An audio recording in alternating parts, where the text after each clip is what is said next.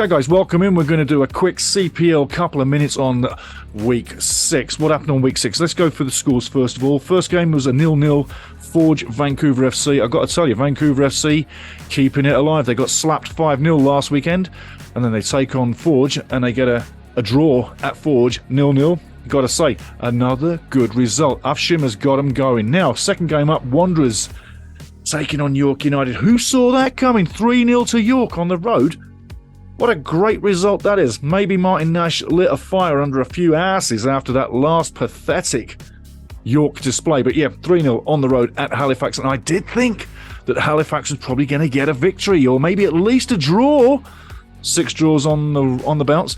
Would you Halifax fans rather see 6 draws or 5 draws and a loss? I know I would have gone for another draw. Anyway, on the day, 3-0 to York United. Brilliant, brilliant. And that's the way you answer up a terrible performance. And then Valor, 1-1 with Pacific FC. It's I looked at Pacific in this game and they really weren't going at it. They really weren't at it. But, you know, give Valor credit. They got the point, and we'll get to the table in a minute. And then finally, we're going to look at the Cavalry Atletico game coming up. I'll give you what I saw on the game. I'll give you the report on the game. We'll look at the table pretty shortly. But before we do, next weekend's games, Atletico take on Forge. That's good for business. Pacific take on the Wanderers. Big trip for Halifax. York United take on Cavalry at York. And Vancouver take on Valor. Last time Valor were down there in the mainland, Fraser Valley area, they got shellacked by TSS Rovers. I wonder what's going to happen this time when they take Vancouver FC on at Willoughby Stadium. Now, looking at the table, Forge FC sitting on top 3 for 3.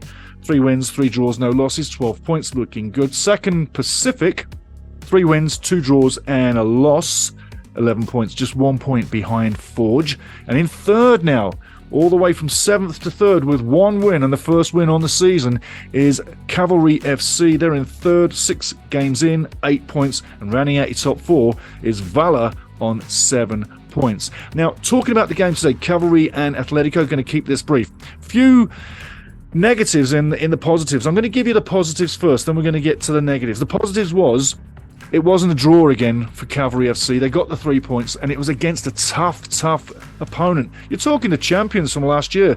What's happening to Ottawa so far? I mean, 1 win, 2 draws, 3 losses on the season. That's not champion form. I'd say they're going to wake up pretty soon. But on the game, you have to say, Ottawa came in and looked a little bit tired.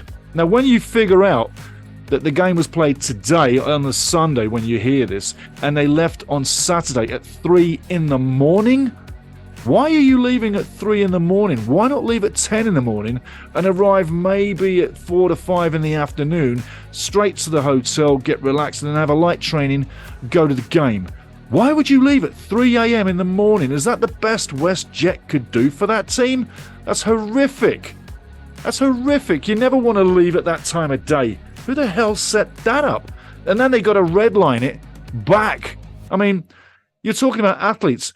There's a week in between the games. I tell you what, leave a day or 2 earlier and get some proper training when you get on site. The last-minute flights, I tell you what, it might make the wives and the kids happy. It might make the girlfriends happy that they get more time with their fella.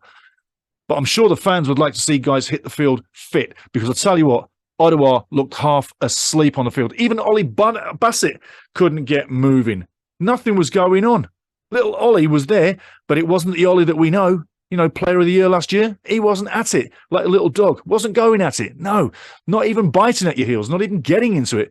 Ollie was a little bit subdued. That 3 a.m. flight, I tell you what, yeah. Anyway, other little things you might not notice. For the last little while, all the press conferences at Cavalry FC have been an absolute nightmare. I don't know what the media people are doing there, but they can't get the audio fixed.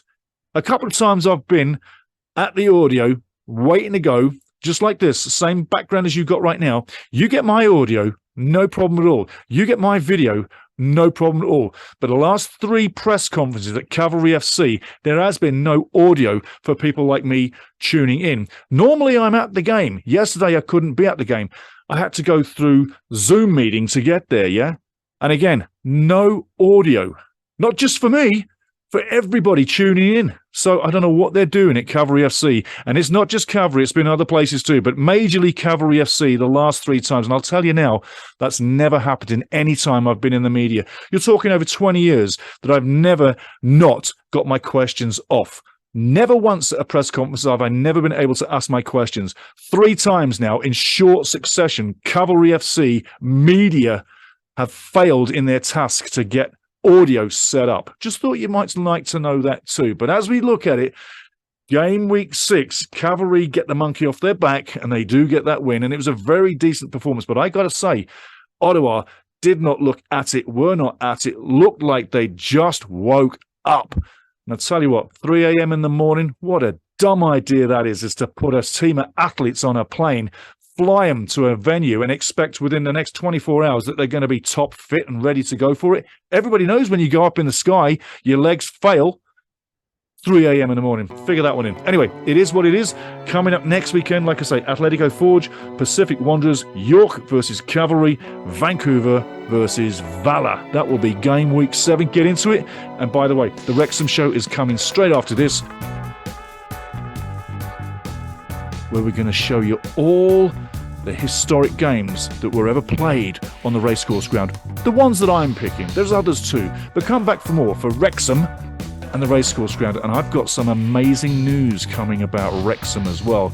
You won't believe what I've gone and done. I'm telling you now. And I've got other little bits of news as well that we're going to be giving stuff away as well. Stuff that you cannot buy. Anyway.